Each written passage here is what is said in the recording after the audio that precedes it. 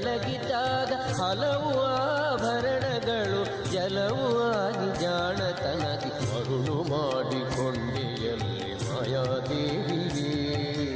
ಇರುಳು ಹಗಲು ಏಕವಾಗಿ ಹರಿಯು ನಿನ್ನ ಬಿಡದಿ ಪಂಕ್ತಿ ಮರುಳು ಮಾಡಿಕೊಂಡೆಯಲ್ಲಿ ಮಾಯಾದೇವಿಯೇ.